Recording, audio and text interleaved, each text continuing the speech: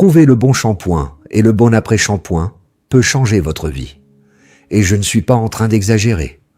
Vous connaissez ce sentiment. Vous vous regardez dans le miroir et vous ne vous reconnaissez pas. Vos cheveux ont l'air fatigués, ternes, sans vie.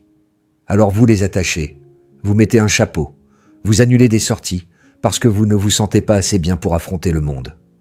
Je comprends. Et aujourd'hui, je vais vous aider à choisir les produits qui correspondent vraiment à vos cheveux, pour que vous retrouviez confiance, pour que vous vous sentiez belle, pour que vous redeveniez vous-même. Bienvenue sur Mukendi Labs. Je suis le Dr Mukendi et cela fait maintenant 10 ans que j'accompagne mes patients dans le domaine de la santé et de la beauté capillaire. Et je vais vous révéler quelque chose que les marques ne veulent pas que vous sachiez. Quand vous voyez écrit sur une bouteille réparateur, fortifiant ou hydratant, ce ne sont que des mots marketing. La vérité, un bon shampoing fait une seule chose. Il nettoie vos cheveux sans laisser de résidus. Et un bon après-shampoing fait une seule chose aussi. Il hydrate vos cheveux sans les alourdir. C'est tout. Tout le reste, c'est du marketing. Mais voici le problème.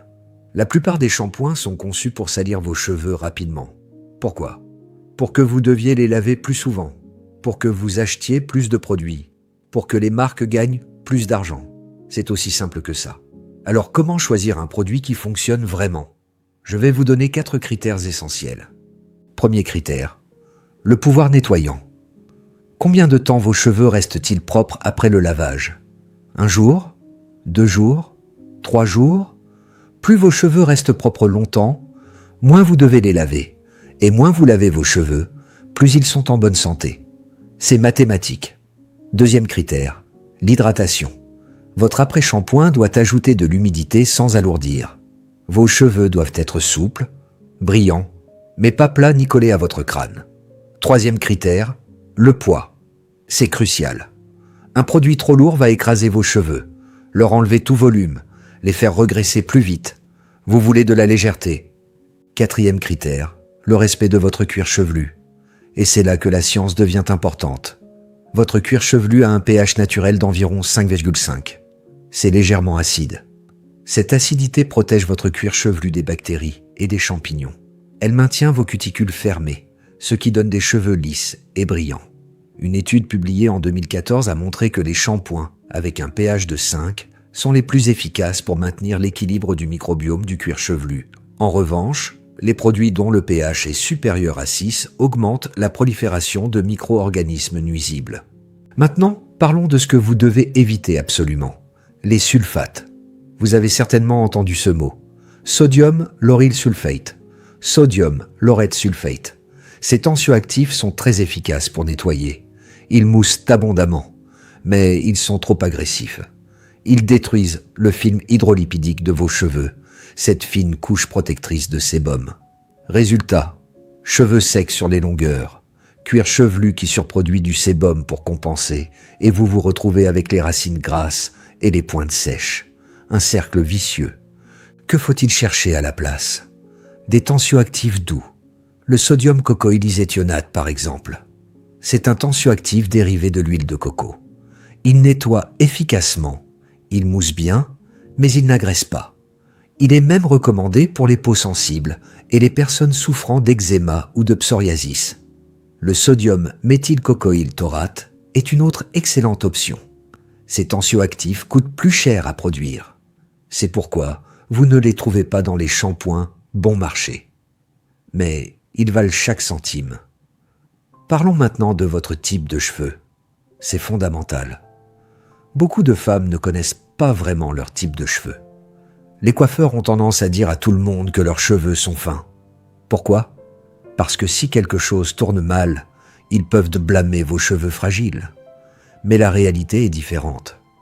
Si vous avez les cheveux fins ou moyens, vous avez besoin de produits légers. Les shampoings volumisants sont parfaits pour vous. Attention, un shampoing volumisant ne donne pas du volume. Il rend vos cheveux assez légers pour pouvoir tenir du volume. C'est différent. Évitez les produits contenant des huiles lourdes. L'huile de babassu par exemple. Trop lourd pour vous. Si vous avez les cheveux épais ou crépus, vous avez besoin de plus d'hydratation. Les shampoings réparateurs ou hydratants sont faits pour vous. L'huile d'argan, le beurre de karité, ces ingrédients riches ne vous alourdiront pas. Au contraire, ils nourriront vos cheveux en profondeur. Maintenant, une erreur que beaucoup de gens font. Ignorer les shampoings clarifiants. Un shampoing clarifiant est un shampoing très nettoyant, conçu pour éliminer toutes les accumulations de produits, le calcaire de l'eau, les résidus de silicone. Même si vous utilisez de bons produits, ces résidus s'accumulent avec le temps. Une fois par semaine ou toutes les 2 semaines, un shampoing clarifiant remet vos cheveux à zéro. C'est comme un grand nettoyage de printemps pour votre cuir chevelu. Parlons du prix. Je sais ce que vous pensez. Les bons produits sont chers. Mais regardez les choses différemment. Une bouteille de shampoing professionnel à 30 € dure aussi longtemps que 3 ou 4 bouteilles de shampoing de supermarché. Les formules sont plus concentrées. Vous utilisez moins de produits à chaque lavage. Et surtout, vous pouvez espacer vos lavages. Si vous passez d'un lavage tous les jours à un lavage tous les 3 jours, votre bouteille dure 3 fois plus longtemps et vos cheveux sont en bien meilleure santé. Une dernière chose essentielle, les étiquettes mentent.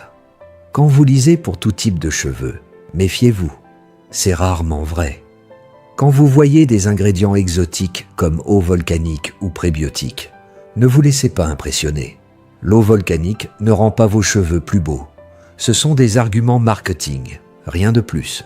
Regardez plutôt la liste des ingrédients. Cherchez les tensioactifs doux. Vérifiez qu'il n'y a pas de sulfate agressif. C'est là que se trouve la vérité. Récapitulons ce que nous avons appris ensemble. Premièrement, un bon shampoing nettoie sans agresser et permet d'espacer les lavages. Deuxièmement, un bon après-shampoing hydrate sans alourdir. Troisièmement, le pH de vos produits doit être proche de 5,5 pour respecter l'équilibre de votre cuir chevelu. Quatrièmement, évitez les sulfates agressifs et privilégiez les tensioactifs doux comme le sodium cocoïl, iséthionate. Cinquièmement, choisissez des produits adaptés à votre véritable type de cheveux. Et sixièmement, n'oubliez pas le shampoing clarifiant pour éliminer les résidus accumulés. J'ai une question pour vous. Depuis combien de temps utilisez-vous le même shampoing? Et avez-vous vraiment l'impression qu'il fonctionne pour vos cheveux? Dites-le moi dans les commentaires.